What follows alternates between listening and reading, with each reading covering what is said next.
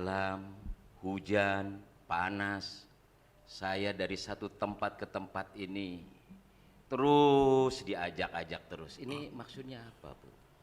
Diajak, Iya. bahasa Sasanya itu dibohongin. Oh, dibohongin. Kalau diajak-ajakin itu dibohong-bohongin artinya.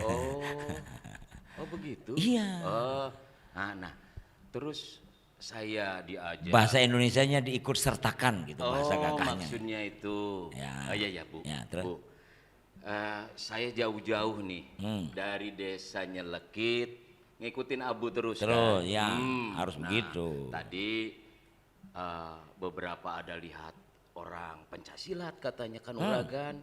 Terus ada apa itu tadi itu? Ada ya yang lengga-lenggo tadi.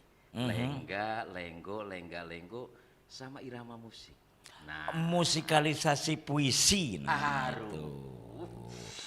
Itu bahasa sekolahan itu. Oh, itu bahasa sekolah. Bahasa sekolah, musikalisasi puisi. Musikalisasi Iya. puisi. Apa yang mau disampaikan setelah ngelihat mereka itu? Bu, apa hubungannya antara body tadi apa? Language. Body language. Oh, language. Ya. Maksudnya. Ya. Nah, itu apa hubungannya dengan apa?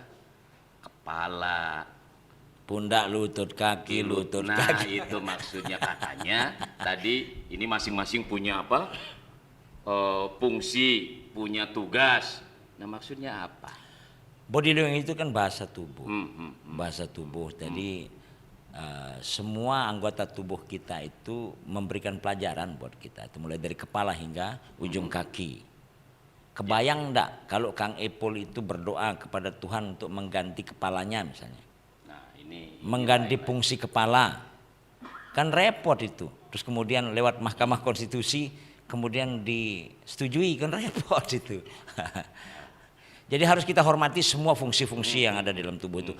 Kepalanya itu tugasnya berpikir, kemudian berkreasi dan sebagainya kan. Terus kemudian anggota badan itu kerjanya, tapi ketika diperintah kepala mengambil batu, mengambil senjata, dipanggul. Nah memang itu tugasnya, gitu loh dia. Jadi jangan dicemburui, dicemburui.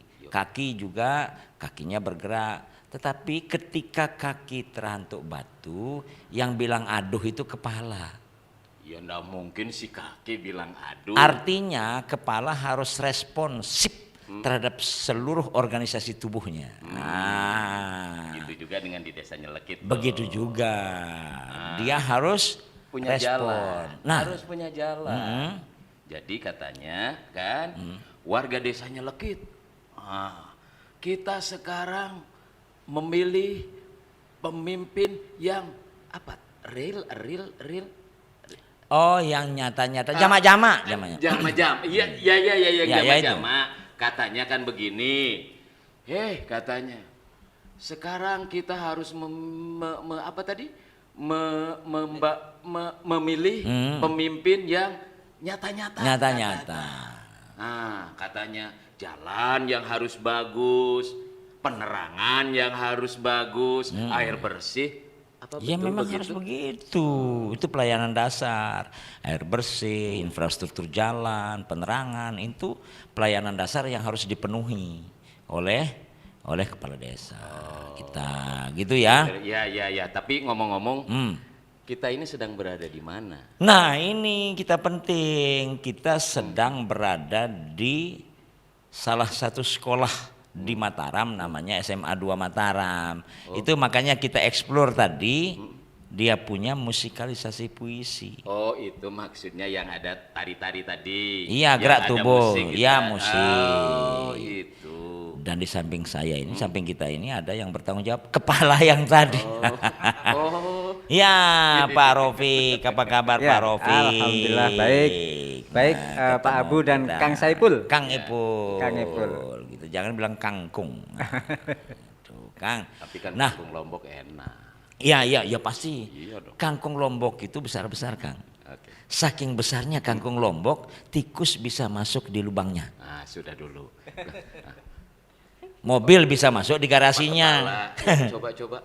Kuda bisa masuk di kandangnya. Oh iya. Ya, oke, paham? Nah, sekarang sudah kita ngobrol Kang sama Ipul, Kang yang Ipul, mau ditanyakan. Kita ngomong sama Pak Rofik saja.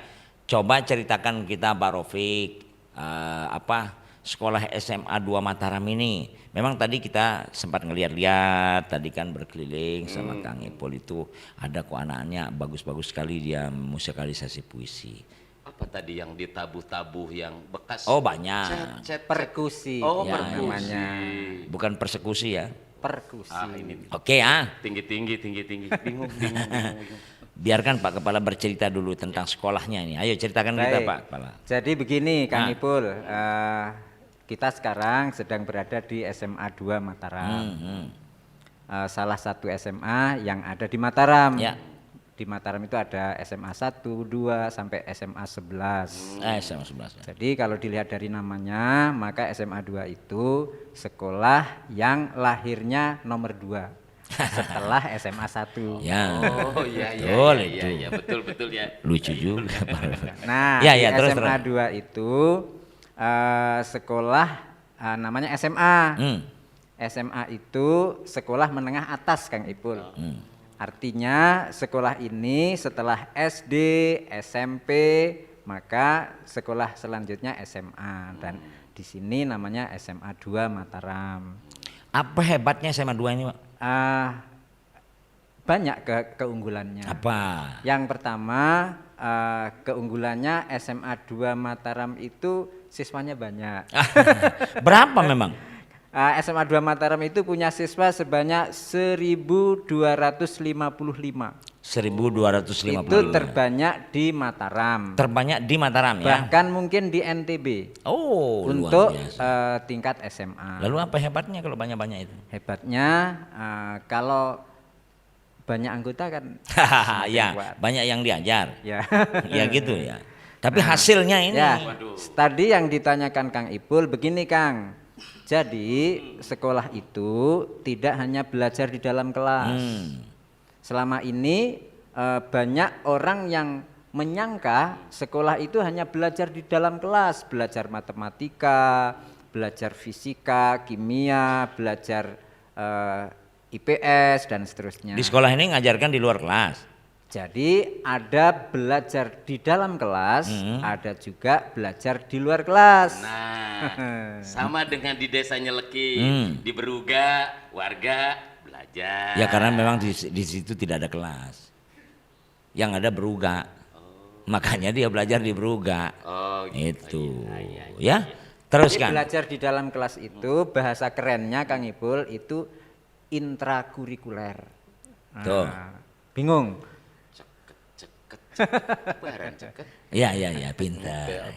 Oke, lanjut. Nah, kemudian ada lagi namanya kokurikuler. Kokurikuler itu yang melengkapi intrakurikuler, itu ada kokurikuler. Ada satu lagi namanya ekstrakurikuler.